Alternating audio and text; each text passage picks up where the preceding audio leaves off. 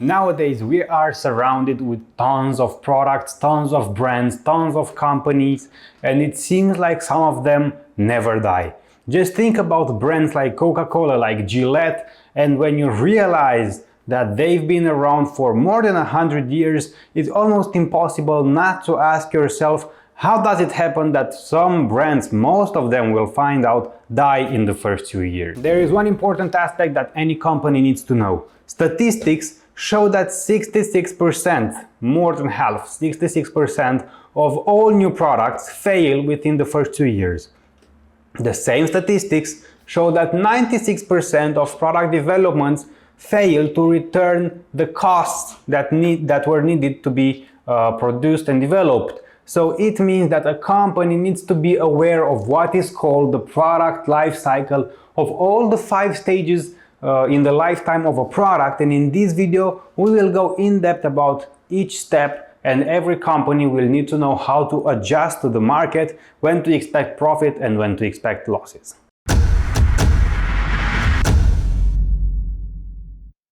You can imagine, and it's quite natural, that after it invested a lot of money, a company would expect to make a profit from its product, right?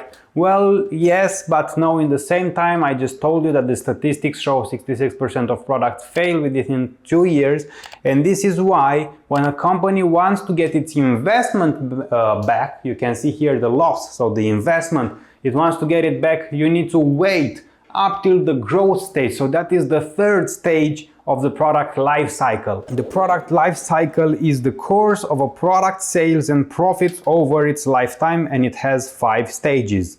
This figure shows us the 5 distinct stages of product life cycle. It is also representative for the sales and profits and losses and investments for each specific stage. As you can see in this figure, a company with its product starts to make money at the growth stage. So at the 3rd stage, and the profit peaks at the maturity. Well, you would ask, how manage companies like Coca-Cola, like Gillette, they manage to stay in the maturity stage for 100 years, while some companies fail in the first 2 years, they don't even enter the growth strategy, the growth stage. This is why we look at the 5 stages from the product life cycle. The first stage is product development. Here the company finds and develops a new product idea. During product development, sales are 0 and the company's investment costs mount. About product development, we talked in a separate video that you can watch right here, or maybe right here in the info card. It will be for sure in the links down in the description,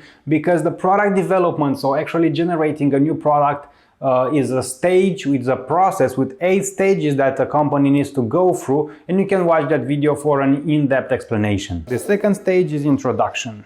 It is the product lifecycle stage in which a new product is first distributed and made available for purchase. It is a period of slow sales growth as the product is introduced in the market.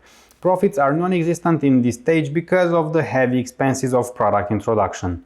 Because the market is not generally ready for the product refinements at this stage, the company and its few competitors produce basic versions of the product. The 3rd stage is growth. It is a period of rapid market acceptance and increasing profits.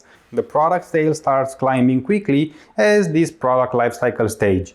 Profits increase during the growth stage as the promotion costs are spread over a large volume and as unit manufacturing costs decrease.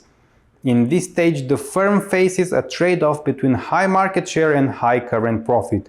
By spending a lot of money on product improvement, promotion and distribution, the company can capture a dominant position. So this 3rd stage, the growth stage, is when the company actually starts selling and starts making some money.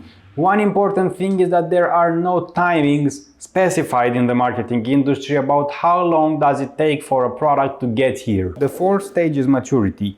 It is the product lifecycle stage in which a product sales growth slows or levels off. Usually this stage lasts longer than the previous stages. When a product enters the maturity stage, the product sales growth will slow down and it will enter a stabilizing period.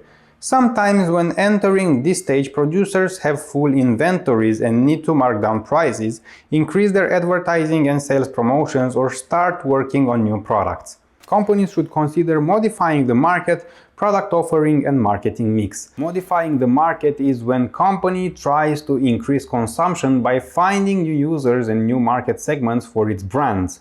Modifying the product is changing characteristics such as quality, features, styles, packaging or technology platforms to retain current users or to attract new ones. Modifying the marketing mix is improving sales by changing one of the marketing mix elements. The company can offer new or improved services to buyers. It can cut prices to attract new users, and it can launch a better advertising campaign or use aggressive sales promotions. And in addition, it can also move to new marketing channels to help serve new users. If you remember, this is the cow from the BCG matrix. You can watch a video right here about the BCG matrix. And basically, a cash cow is a product that has the maturity stage. It generates a lot of profit, but also it decreases in sales, because this is also good for a company. Imagine that every company wants to be foreseeable future, right? So it needs to be able to predict the sales. And when this company, this product enters the maturity stage, sure, it will peak at some point in the sales and profit that it returns, but at some point it will level off and keep selling, keep generating profit, and based on that number, the company can foresee the future. Finally, the last step of the process is the decline stage. It is the product lifecycle stage in which a product sales fade away. The decline may be slow, sales may drop to a low level where they continue for many years. There are multiple reasons why decline happens, including technological advances, shifts in consumer tastes, and increased competition. As carrying a weak product can be very costly, there are 3 decisions a company can take.